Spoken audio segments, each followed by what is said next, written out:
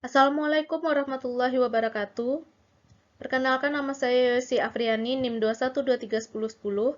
Pada kesempatan kali ini saya akan mereview sebuah jurnal dengan tema Share Based Payment, yaitu menentukan biaya, pendapatan, dan pembayaran bagi hasil untuk program Flood Waste Nature, solusi berbasis untuk mengurangi banjir di timur pedesaan Carolina Utara.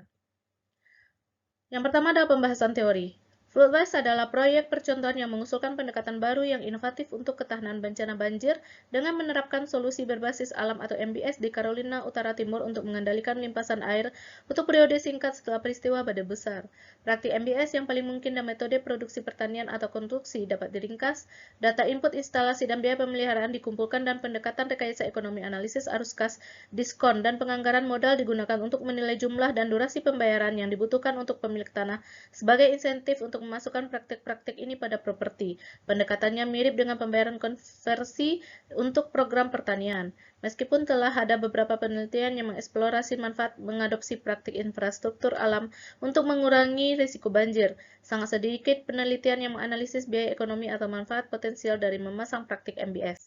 Yang kedua adalah kasus yang dibahas. Di Carolina Utara, terutama di wilayah dataran pantai karena topografinya yang datar, banjir adalah bahaya yang paling sering dan merusak yang telah menyebabkan kerusakan pada tanaman petani. Pemindahan penduduk, pencemaran air setempat pasokan, gangguan ekosistem alam, dan kerusakan infrastruktur. Dataran pesisir Carolina Utara Timur adalah area utama untuk mempertimbangkan bagaimana infrastruktur alam dapat menghasilkan ketahanan banjir landscape. Program percontohan Flood Waste untuk menyelidiki pendekatan NBS untuk mitigasi banjir, kualitas air, dan potensi manfaat pemilik tanah. Program yang dilaksanakan sepenuhnya berfokus pada pelibatan dan kerjasama dengan pemilik tanah lokal dan anggota masyarakat, dan termasuk insentif keuangan untuk mendorong pemilik tanah untuk mengadopsi taktik pada properti. Yang ketiga adalah objek penelitian. Studi ini mengidentifikasi 10 praktik yang paling efektif untuk ketahanan banjir untuk pedesaan timur Carolina Utara. Praktik tersebut meliputi: yang pertama, tanaman penutup atau tanpa pengolahan tanah; yang kedua, pemisahan harpen; yang ketiga, pinus; empat, aforestasi kayu keras; dan agroforestry. Berdasarkan fungsi produksi, waktu kegiatan, biaya input, dan pendapatan penjualan tanaman atau kayu, kami melakukan penganggaran modal untuk mengevaluasi berbagai proyek dan menilai pengembalian finansial dari investasi modal selama masa pakainya. Tujuan penelitian yang dilaporkan di sini berfokus pada perkiraan biaya pemasangan dan pemeliharaan dari banyak praktik MBS. 4. Teknik analisis data. Penelitian ini dilakukan dengan mengumpulkan data produksi dan biaya dari sumber primer atau sekunder dan menggunakan diskon arus kas dan prosedur penganggaran modal pada tingkat diskonto 6%.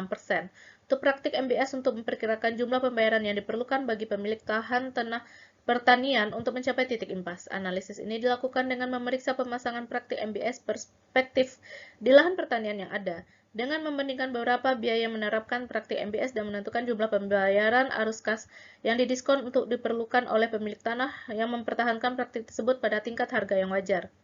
Tingkat diskonto yang diberikan ini melibatkan identifikasi, penggambaran, dan perkiraan biaya untuk berbagai praktik pertanian dan untuk hutan konvensional, dan untuk praktik MBS yang akan melengkapi praktik konvensional tersebut, atau mungkin menggantikannya tergantung pada jumlah konstruksi lahan dan penahanan air yang diperlukan, dan durasi setiap periode penyimpanan air banjir.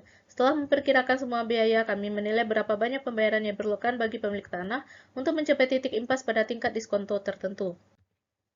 Yang kelima adalah hasil penelitian.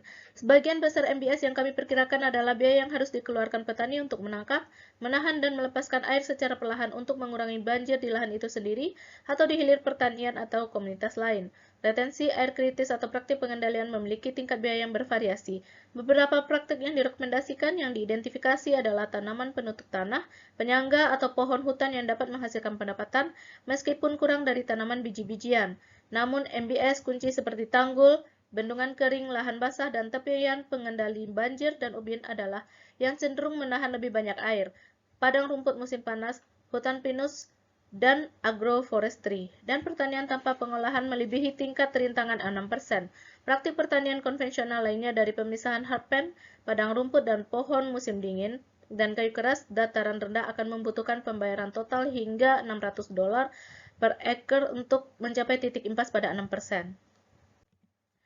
Demikian review saya. Terima kasih. Assalamualaikum warahmatullahi wabarakatuh.